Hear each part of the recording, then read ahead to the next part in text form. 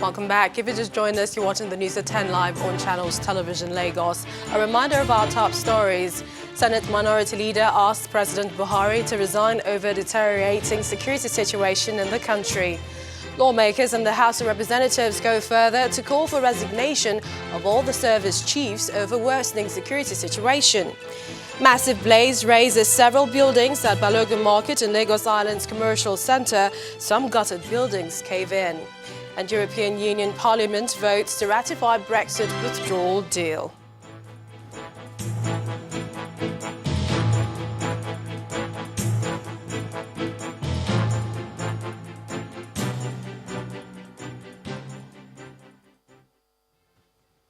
Our website, channelstv.com, has more information on our top stories and others. Subscribe and watch Channels Television's live stream on YouTube and other social media platforms using your mobile device browser, or download the Channels TV app for Android and iOS devices from their respective stores. You can also watch us via smart TV platforms on Apple TV, Android TV, Fire and Roku TV.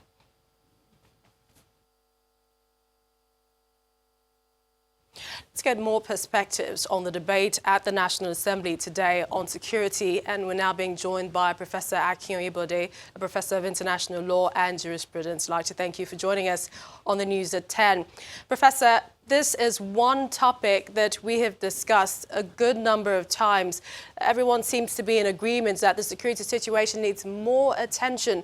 But what's your reaction to the call by the lawmakers for the service chiefs and even the president to step down?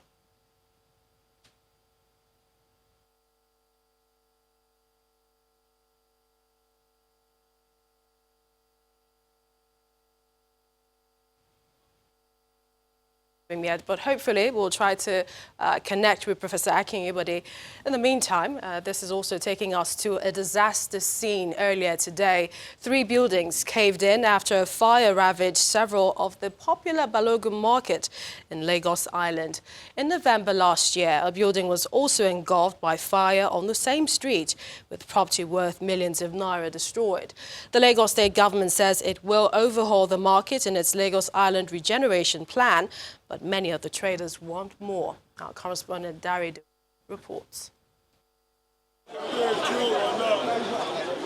Onlookers watch behind the barricade as firefighters do what has become a routine for them in this area.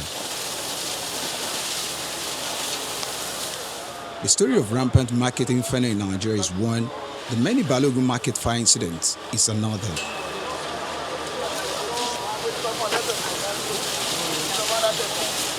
This time, emergency management officials were able to identify the cause of the outbreak as early as they arrived at the scene. From the preliminary investigation that we gathered, we discovered that they were trying to fill up with a petrochemical into a generator, and this sparkled the fire incident that we're experiencing in here. Clustered, crowded. That's the current situation at the market. The Lagos State government says its new plan will solve the recurring problem.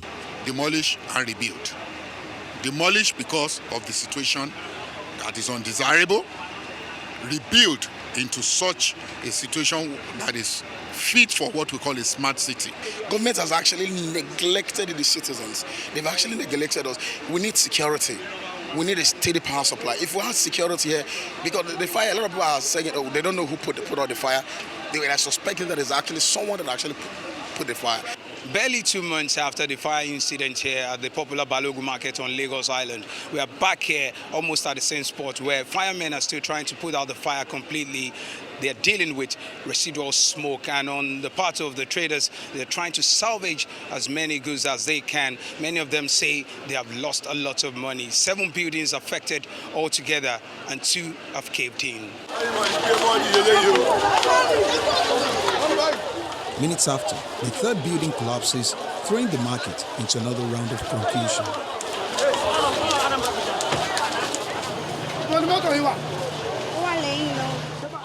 Isaac, a trader, says he's taking stock of his loss, but cannot put a figure to it just yet.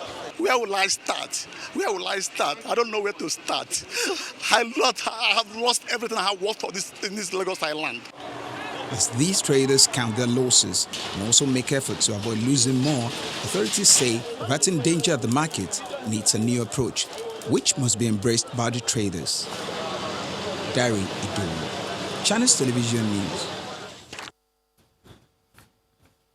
Well, let's take you back to the discussion on national security, the debate at the National Assembly today.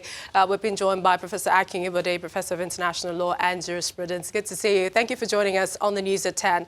Now, Prof, this is one topic that we have discussed a good number of times.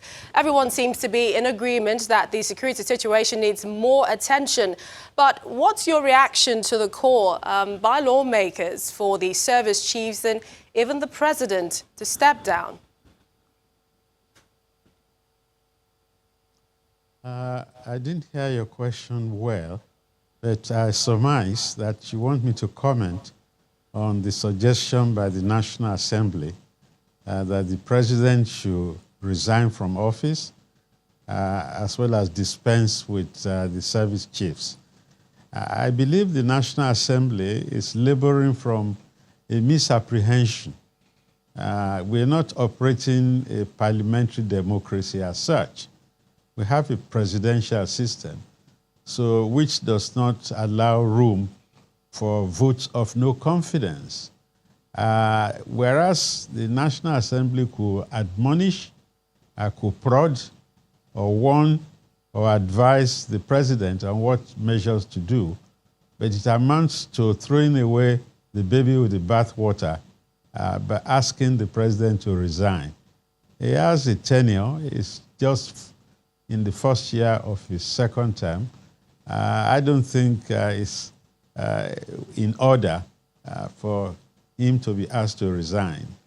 On the personal note, I was one of those who voted for him in 2015, bearing in mind his track record in handling the Maitacine crisis in the 80s. And as a tested general who had commanded most of the divisions in the Nigerian army, I thought he was well prepared. But if there's a lack of agreement amongst the powers that be, then of course nothing is wrong in the president taking another look at those who are commanding the Nigerian military. There's tremendous dissatisfaction with the state of affairs, security-wise, in this country. But I don't think the correct position is to ask him to resign. But Professor, let's put things in some perspective. How would you describe some of the security challenges in the country in the last 10 years and how, it's also been handled by the different governments? Because we've had several calls for Amotekun, which you're aware of, and also calls for community policing vis-a-vis state policing. Well, the yearning for state police forms part and parcel of the desire for restructuring of the Nigerian polity. Now, there are people who are dead against restructuring Nigeria, and that is what led us to where we are today. Like the Americans will say, if it ain't broke, you don't change it. Definitely, things have gone awry, and Nigeria has to go back to the drawing board in terms of what Nigeria is. Restructuring is an idea whose time has come. We have to restructure Nigeria if we don't want Nigeria to die. It's just like in apartheid South Africa, when Pik Botha said you either adapt or you die. So I don't see Amotekun or any of the regional efforts to protect the people as something that should be seen in isolation. Over the years, we've not had it as we ought to. But I understand now Nigeria is the third most assaulted country by terrorists in the world. So, and terrorism has brought Nigeria almost to death throes. So it calls for an emergency, like some people said, and a serious situation warrants drastic approaches.